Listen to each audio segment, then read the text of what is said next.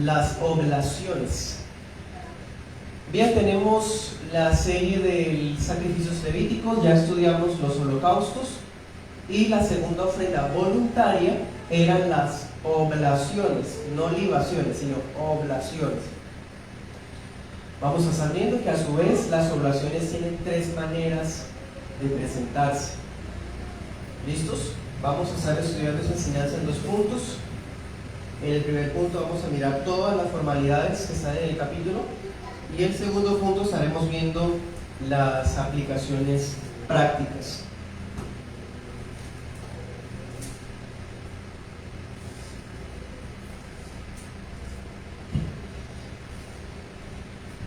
Bueno, las oblaciones también tienen otros nombres: ofrenda vegetal, ofrenda de cereal, también se les llama así. Es una palabra que se usa muy poco en la Biblia, francamente solamente acá y otro pasaje de Isaías, pero sí se encuentra implícita en todas las fiestas que ya vimos. ¿Se acuerdan que siempre había algo de flor de harina? Bueno, es esto. Esta es la única ofrenda sin sangre en el Antiguo Testamento, la única ofrenda que no llevaba un sacrificio animal. Es un detalle interesante. Y consistía básicamente en harina de trigo selecta, bien molida, que tenía 3 maneras de ser presentada: solo harina pura, harina cocida o con espigas. Bien, si les digo que es la primera o única ofrenda sin sangre, ¿a qué les recuerda? Recordemos que hay ecos de Génesis acá. ¿Alguien ha llevado una ofrenda alguna vez que no fuera de sangre?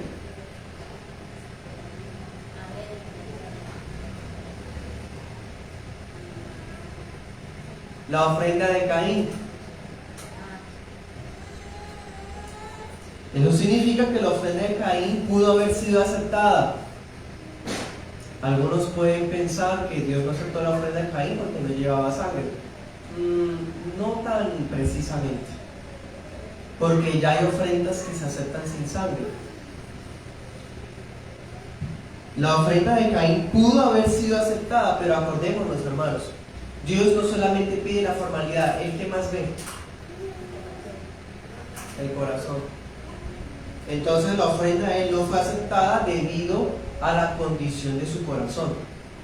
Bien, este pasaje lo comprueba. Cualquiera fuera la presentación que el israelita usara, pura, cocida o espigas, tenía que estar sazonada con sal. Porque la sal es un recordatorio del pacto. En ese entonces la sal, pues como era un conservante natural, daba la idea de perdurabilidad, ¿sí? de duración en el tiempo. Entonces, con aplicarle sal a esas ofrendas, recordaba el pacto. Tanto Dios era fiel al pacto, como ellos también. Leamos el versículo 13.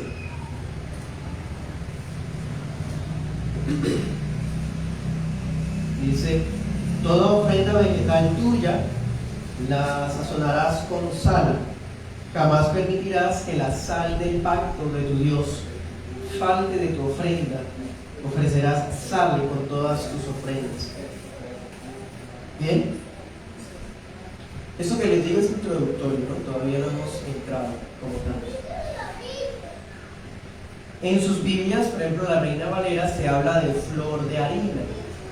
Esa expresión flor de harina indica que era una harina de calidad excelente. Dios, siempre que recibiera una ofrenda o una dádiva de la gente, esa dádiva debía ser de lo mejor. ¿Cuál es el paralelo con el flor de harina con respecto a los animales? O sea, Dios aquí está pidiendo flor de harina, o sea, excelente calidad. ¿Y con los animales qué era lo que decía? Sin sin defecto. Ese es el paralelo. Siempre lo mejor, siempre. Bueno, ahora sí entremos, primer punto, formalidades. Leamos versículos 1 al 3. Listo. Y conste que esta distribución de capítulos es artificial y Dios está siguiendo hablando, ¿no? Todo lo que empezó a hablar desde el 1, cuando llamó a Moisés, Dios no ha parado de hablar, sigue hablando el Señor, ¿no?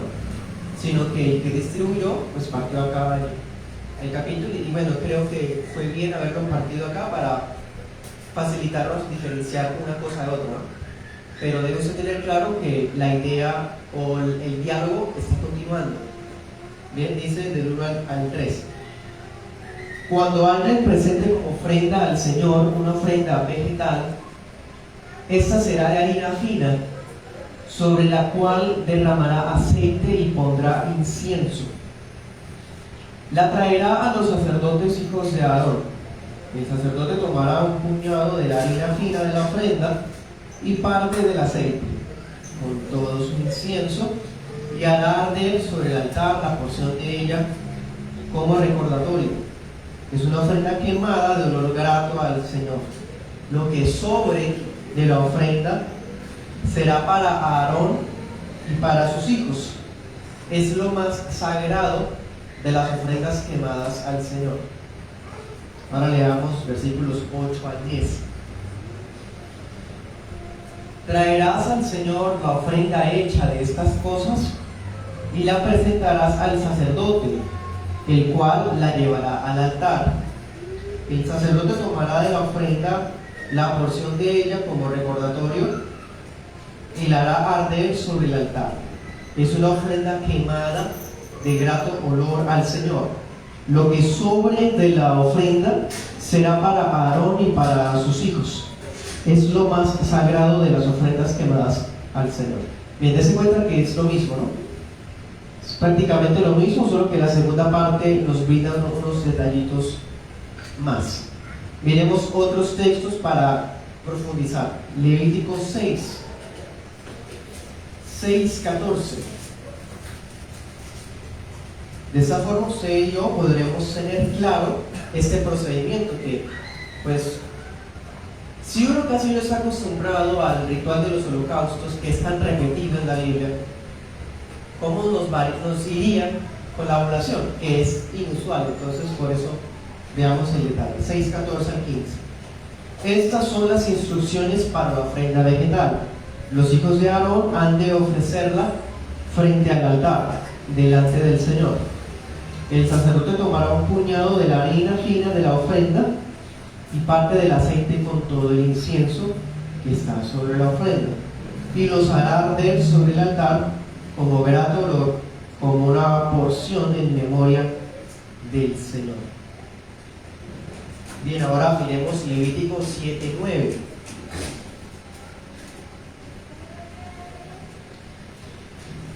Toda ofrenda vegetal que se cueza en horno y toda la que sea preparada en sartén o en cacerola será para el sacerdote que la ofrezca. Listos. Veamos la primera presentación de la oblación: harina pura. Le coloqué así pura porque solamente está compuesta de harina fina y se acompaña de aceite e incienso. ¿Sí? Es una presentación sencilla, no hay una cocción o ¿sí? una preparación de antemano, solamente es la harina pura. La oblación se preparaba con harina fina acompañada de aceite e incienso. Ojo con esto, el incienso no se mezclaba con la harina, se amasaba con aceite pero no con la harina, porque si se amasaba con el incienso, pues entonces ya el sacerdote no podía comerla. El incienso no se puede comer. Entonces la presentación era la harina y se echaba sobre ella el incienso, ¿sí?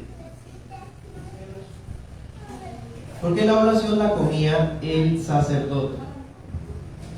El israelita la traía ante los sacerdotes en el tabernáculo, o sea, él desde la casa traía su plato, su utensilio con la harina selecta, amasada con aceite y el incienso sobre ella. Eso lo traía ante el tabernáculo, ante los sacerdotes. El sumo sacerdote tomaba un puñado de la harina y en ese puñado él debía tomar todo el incienso, ¿sí? Para que el incienso no quedara con la harina. Entonces, en el puñado llevaba algo de la harina y todo el incienso y lo echaba sobre el altar como un memorial de olor grato a Jehová. ¿Por qué memorial? Porque la mayor parte de la ofrenda la iba a comer el sacerdote.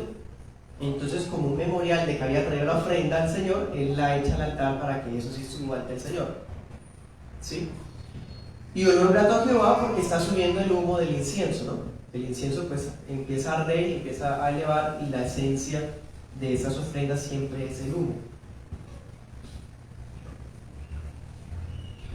Ahora, esto implica, hermano, que una oblación siempre debería presentarse en un solo utensilio. No podía de pronto traer 3 platos, 2 platos, en uno la harina, en otro el aceite, en otro el incienso. No, tenía que ser un solo plato, no podía ser en recipientes separados. Otro detalle es que, así como el rociamiento de la sangre del holocausto sobre el altar, la quema del puñado del incienso era un oficio exclusivo del sumo sacerdote. ¿Se acuerdan que había una parte de la sangre, o mejor dicho, el rociamiento de la sangre en el holocausto, solo el sumo sacerdote lo podía hacer? Bueno, con la oblación, el puñado de harina con incienso, de aceite, era lo único, era él el único que podía quemarlo. Bueno, lo que sobrara de la ofrenda se convertía en una porción santísima, ¿sí? Eso da a entender de que lo que no se quemó, que es la harina amasada con aceite que sobró, esa es derecho exclusivo del sumo sacerdote, y por mucho él podía compartirla con quienes,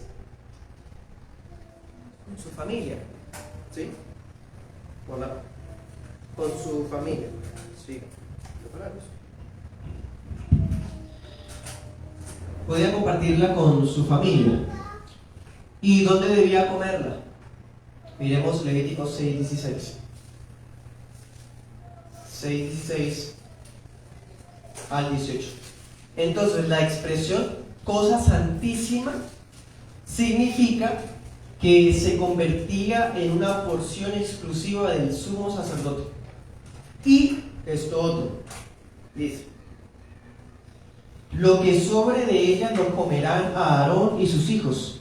Sin levadura será comida en un lugar santo. En el atrio del tabernáculo de reunión lo comerán. No será cocida con levadura. Yo la he dado como porción para ellos de mis ofrendas quemadas. Es cosa muy sagrada, como el sacrificio por el pecado y el sacrificio por la culpa. ¿Bien? Entonces es una cosa santísima por 2 razones. Primera, porque solo podía participar comiendo de ella el sumo sacerdote con su hogar, no más. Y otra razón es que solo podía ser comida dentro del atrio del tabernáculo. Anota ese pasaje en Números 18-19. Listo, hermanos, eso es la primera formalidad. Con esta nos podemos guiar para las otras.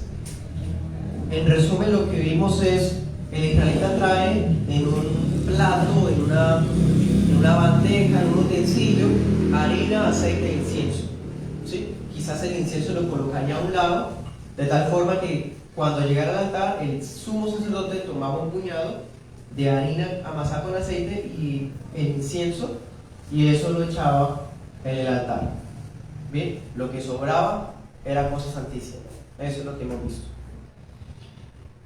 Segunda presentación. Volvamos a Levítico 2. Leamos versos 4 al 7. Voy a leer la 60. Dice: cuando ofrezcan ofrenda cocida en horno, será de tortas de flor de harina, sin levadura, amasadas con aceite, y hojaldres sin levadura, untadas con aceite. Pero si ofrecen ofrenda de sartén, será de flor de harina, sin levadura, amasada con aceite, la cual partirás en piezas y echarás sobre ella aceite, es ofrenda. Si ofrecen ofrenda cocida en cazuela, será de flor de harina con aceite. Bien. Esta es la segunda formalidad. La primera es sencilla, ¿sí? Prácticamente los tres ingredientes nomás. Esta segunda tipo de oblación era cocida, o sea, preparada desde casa.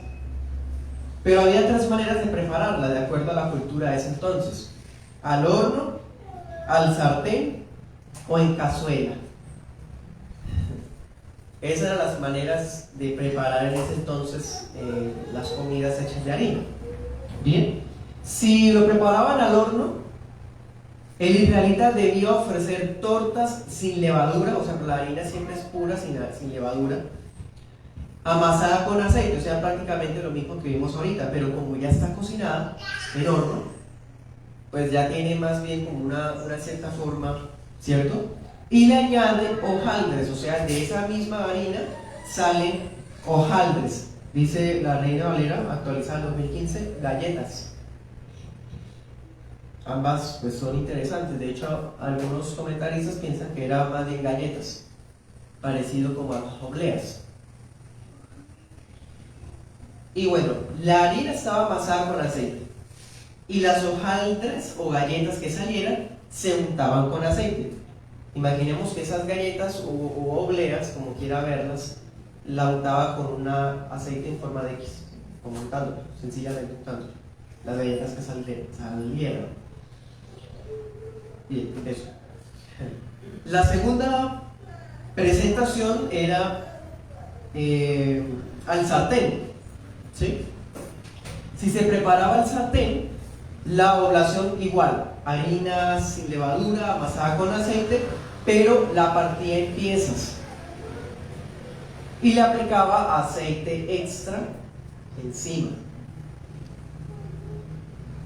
Y si se hacía en cazuela, algunos piensan que sartén y cazuela se diferencian porque una tiene tapa y la otra no, ¿sí? Sencillamente.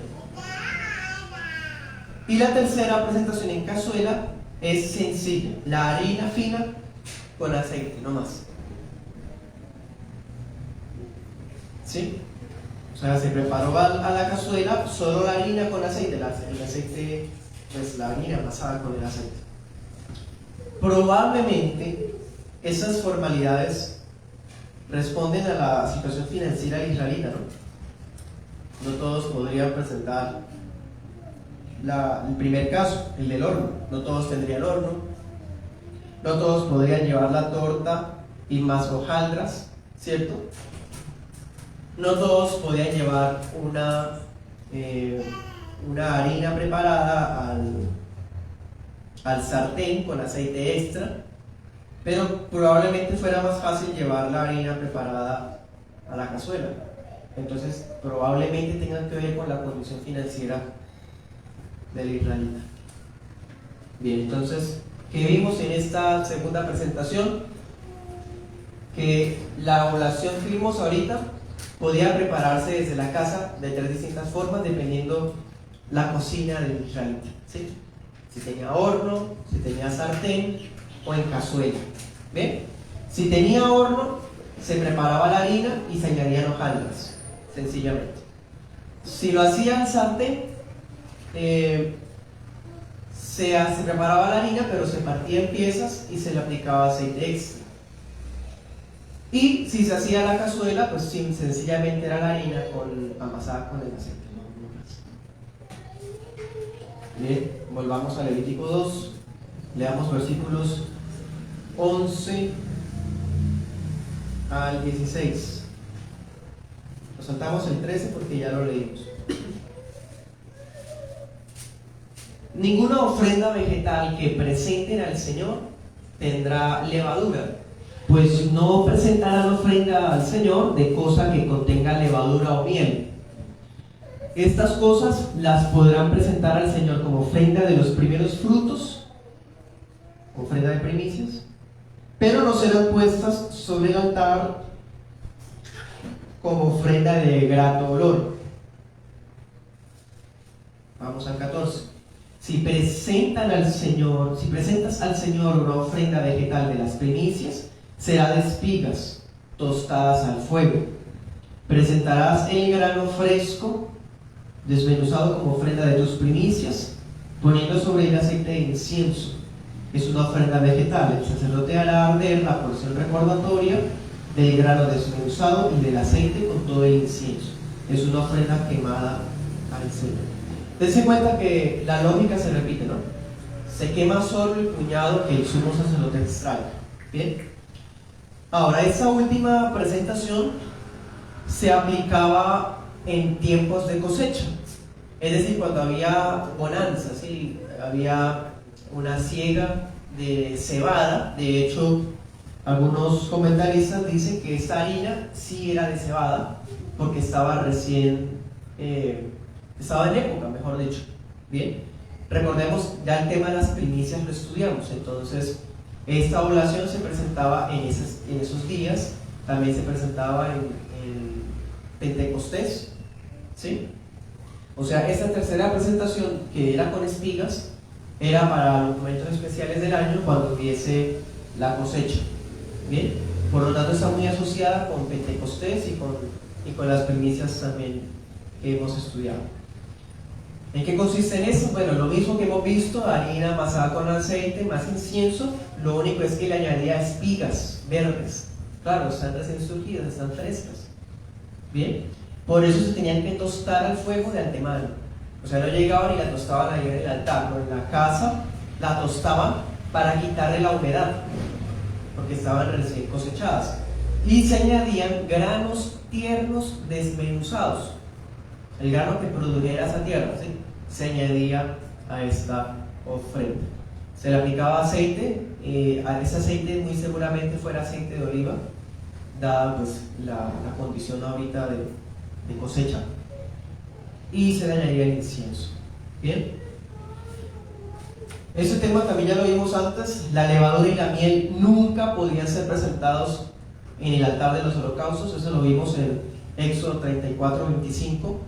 Pero también ya lo vimos, en la ofrenda de primicias se podía hacer la excepción. Claro, porque yo puedo ofrecer un poco de levadura y miel en esta ofrenda de oblación, siempre y cuando el puñado del sacerdote no contenga ello, ¿sí me entienden? O sea, la porción que se queda del sacerdote sí podía tener la miel y la levadura, la que él se quedaba, pero la que se quemaba en el altar no podía tener la levadura, porque en el altar nunca podía ofrecerse levadura. Pero eso era voluntario. Si la persona quería, podía añadirle miel, si no, no pasa nada. Si quería añadir levadura, bien; si no, no pasa nada. Bien.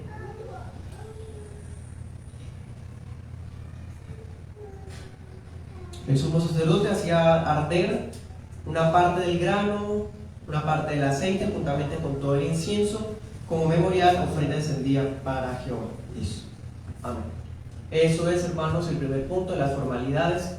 Ya hemos estudiado entonces cómo se hacían las oblaciones. Segundo punto, vamos a ver aplicaciones.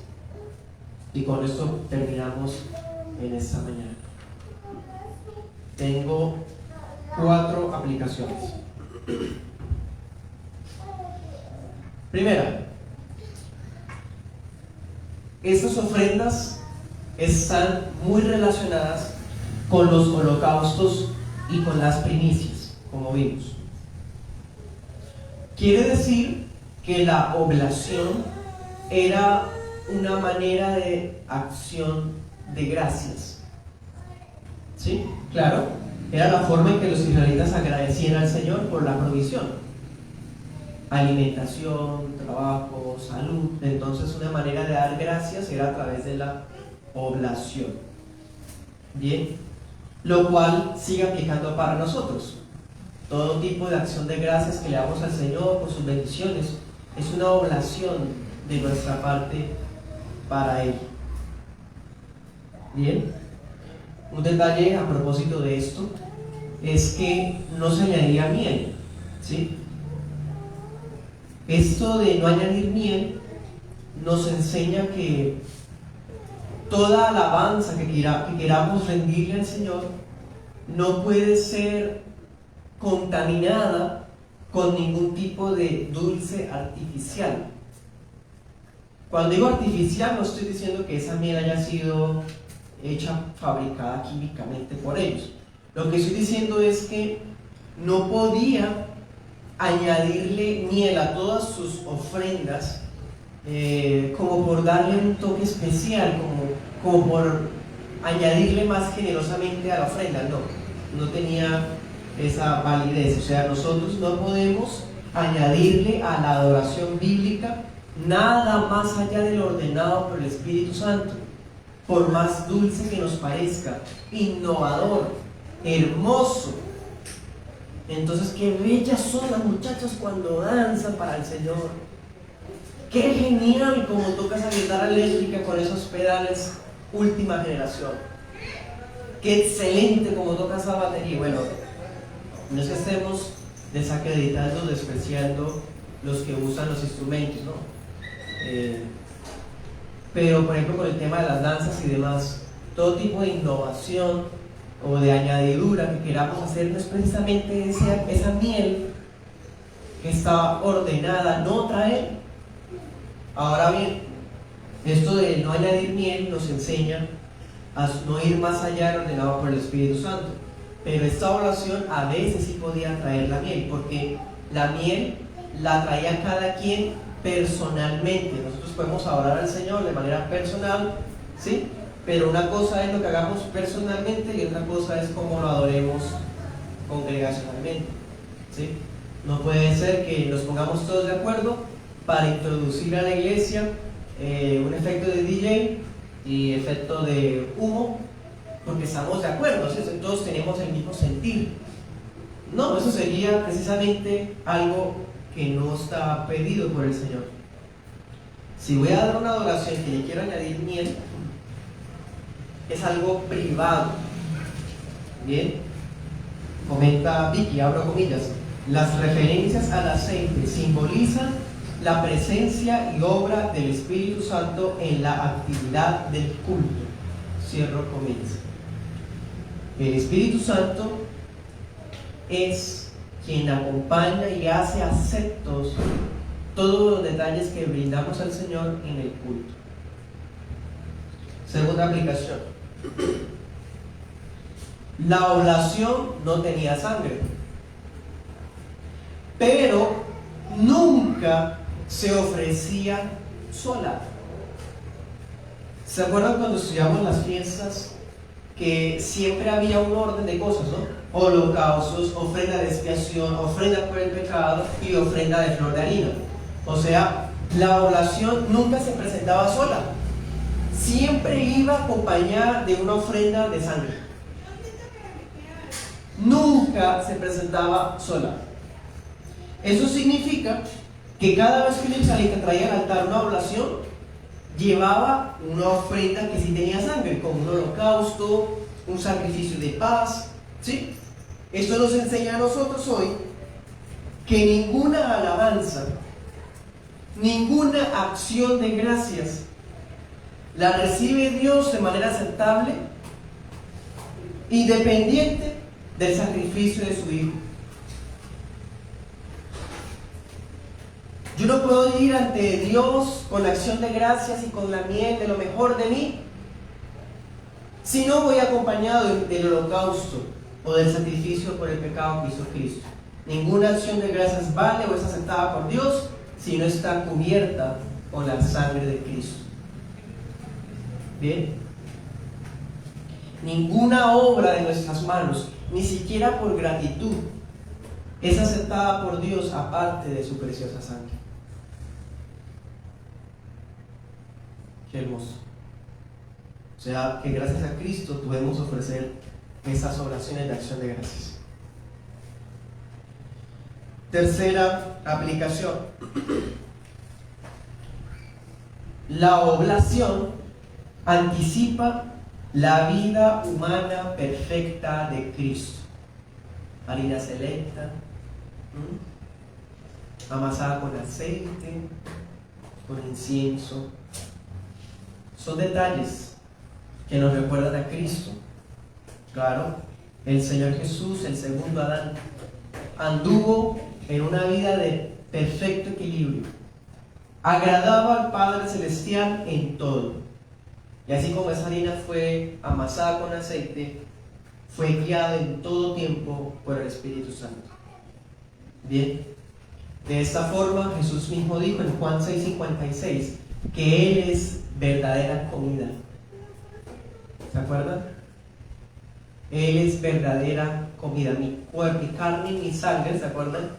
Es verdadera comida. Claro, Él es nuestra población.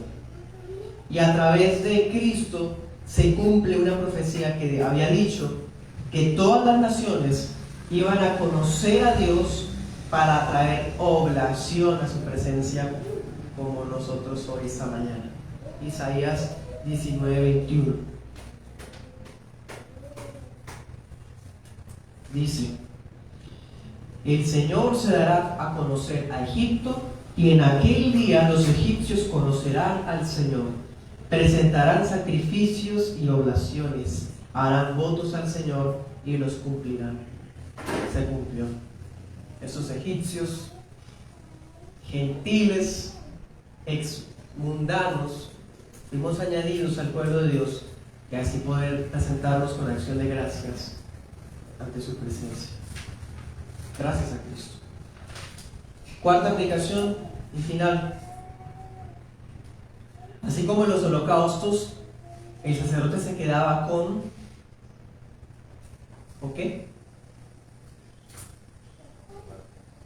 ¿Con qué se quedaba el sumo sacerdote en los holocaustos? Con la piel. En las oblaciones se queda ¿con qué? Con toque sobra, prácticamente la mayor parte de la harina, excepto el incienso, ¿no? Bueno, eso nos enseña y también nos daba un detalle implícito que no había mencionado antes. El oferente, o sea, el que traía la ofrenda, la oblación, no podía comer nada de ella, porque era ¿qué? Cosa santísima. O sea, solamente podía participar el sumo sacerdote y con su familia, por mucho. Bajo esa comprensión, esta ofrenda es un recordatorio de vivir del Evangelio al 14.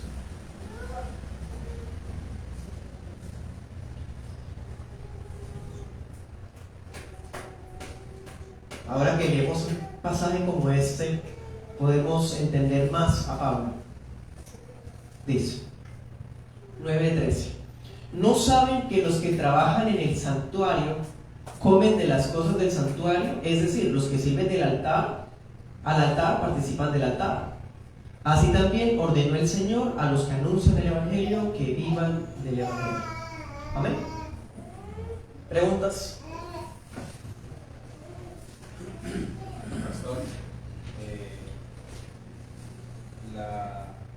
las ofrendas que no tuvieran sangre, como la que usted nos explicó de Caín, si fuese por un corazón arrepentido y regenerado, o sea, podría presentar, fuera lo que fuera, igual fuera sido aceptado, como en el caso de Caín. Quizá Caín hubiese presentado algo ante el Señor que no fuera flor de harina. No tenía que ser flor de harina o harina cocida, etc. O podía ser cualquier cosa siempre y cuando su corazón. No, señor. Recuerde que siempre la adoración está reglamentada. O sea, esto es voluntario. Esto tenía 3 maneras de presentar, pero sí o sí tenía que regirse bajo alguna de ellas. ¿Sí? Con el caso de Caín es más complejo. O O sea, no es sencillamente que no tenía sangre, como vimos, aunque pues tiene cierta asociación porque Dios sí recibió la de Abel más evidentemente, que esa fue la razón de que la haya tenido envidia. Pero es que el autor, se acuerdan, en Génesis 4, dice que Abel trajo lo mejor de sus ovejas. Y cuando habla de Caín, dice que él era labrador de la tierra y trajo de los frutos. O sea, me da a entender que él no se preocupó tanto de la calidad o quizás de la presentación de la ofrenda. O sea, prácticamente fue como una dádiva que no estaba en su corazón, su empeño en ella. ¿Sí? Pareciera mecánica. Entonces, y por otro lado, recordemos que toda esa reglamentación que comienza a regir desde acá en adelante indica que nunca jamás nadie trajo ofrenda de oblación en solitario, porque siempre la ofrenda de oblación iba acompañada de otros sacrificios. Y nos acordamos de todas las ofrendas de las fiestas, siempre había una oblación, o casi siempre, pero siempre había acompañado holocausto, ofrenda de expiación, el chivo de expiación, ¿se acuerdan? La ofrenda, el holocausto, que era un becerro, en fin. O sea, nunca vemos a alguien presentando solo la oblación, se requería sangre. ¿Algo más? Lo que está comentando, digamos, eso no confirma, digamos, el hecho de que Caín no acepta su ofrenda, su oración, digamos, porque faltaba sacrificio. Probablemente tenga que ver, sí, porque pues la respuesta favorable la recibió solo Abel, no él, ¿sí? no Caín. Sin embargo, más allá de ese detalle de la ausencia de sangre, vemos es su corazón inconverso, como Primera de Juan nos lo muestra, que ese hombre siempre había sido un hijo del diablo. Entonces, más es por el detalle de su corazón. Igual, si hubiese sido obligatorio traer la ofrenda de sangre, pues no es probable que Dios no solamente no haya aceptado, sino que haya consumado a Caín. ¿Sí me hago entender? O sea, si se trae ante el altar del Señor algo que no es aceptable, su reacción no es solo el silencio, es destrucción, como con Nadab y Abiú, ¿sí? O con Usías, o mismo Saúl, ¿sí? Pero en el caso de Caín fue silencio, hasta Dios seguía hablando con él y le dijo que no le des lugar al pecado.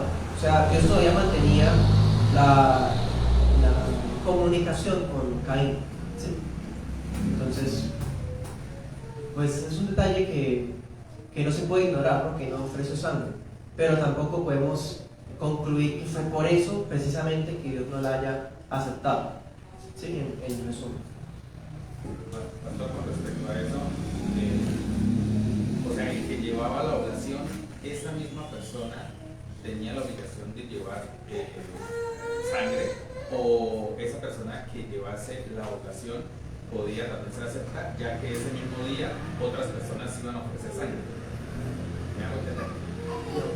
O sea, si una persona solo llevaba oblación, o sea, no llevaba sangre, porque habían otras personas que ese día iban a ofrecer sangre, ¿era cubierta esa ofrenda de oblación de él, o él sí o sí tenía que llevar oblación y sangre? No, las ofrendas siempre son personales. Nunca podía tomar sangre prestada a su sacrificio. Además, recordemos, digamos, que alguien trae una oblación cocida en cazuela o una oblación pura, que solamente eran los 3 ingredientes. Podemos imaginar que alguien con esa condición podría quizás acompañar la oblación con la ofrenda del palomino, el holocausto de la paloma, ¿sí? La tórtola, que era el más barato. Pero, o sea, en solitario nunca, siempre debía ir acompañado de alguna de sangre de él mismo. Pastor, ¿y la persona que presentaba la ofrenda era la que escogía la parte que se iba al fuego, o era el sacerdote que escogía esa parte? El sacerdote. Solamente él podía poner ahí su mano. Sí, si alguien más metía mano en esa ofrenda, podía quedar inválido. Digamos, con relación a que la oración era recibida solamente y consumida solamente por el sumo sacerdote, ¿cómo podemos interpretar hoy en día que, digamos, tenemos un sumo sacerdote que es Jesucristo? ¿Cómo podemos interpretar de que hoy, digamos, repetimos una oración solamente para que solamente la puedes tomar? No podemos hablar eso, digamos, como algo, porque eso era, digamos, como un consumo físico, ¿no? En el caso, digamos, en la parte espiritual, ¿cómo podríamos? No entiendo, hermano. Sí, digamos, dice que la oración era solo para el sumo sacerdote. Esa oración no podía tocarla a nadie más. Cuando ya se había efectuado todo era exclusiva de él, ritual. el sumo sacerdote. Digamos, hoy día tenemos un sumo sacerdote. Digamos, ¿cómo podemos presentar, digamos, esa oración exclusiva para ese sumo sacerdote? Ok, bien. Podemos asociarla con el rol sacerdotal de Cristo, en el sentido de que Cristo también es digno de recibir acciones de gracias, ¿sí? Por ese lado podríamos ir, ¿sí?, con base en su pregunta. O sea, no solamente las acciones de gracias son para el Padre Celestial, sino si la oración es para el sacerdote, entonces podemos darle gracias a Cristo Jesús también, ¿sí? O sea, podría ser una confirmación de la deidad de Cristo, por la cual Él es digno de recibir alabanza.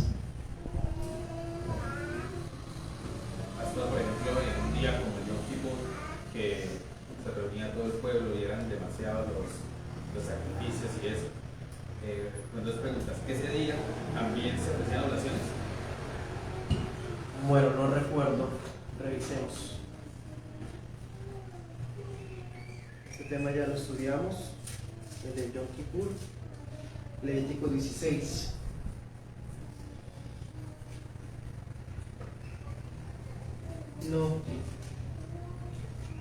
No, porque recuerde que ese holocausto era por toda la nación y eran varias cosas. Estaba los 2 machos cabríos, estaba el becerro de expiación, carnero para holocausto, ¿sí? No tiene que ver. Por eso mencionaba ahorita que la oración iba siempre acompañada solamente de holocaustos, o sacrificios de paz, en las fiestas de las primicias, en Pentecostés, ¿sí? No lo vemos acá en el Yom Kippur, Levítico 16, no está. No se hacía ese tipo de ofrenda.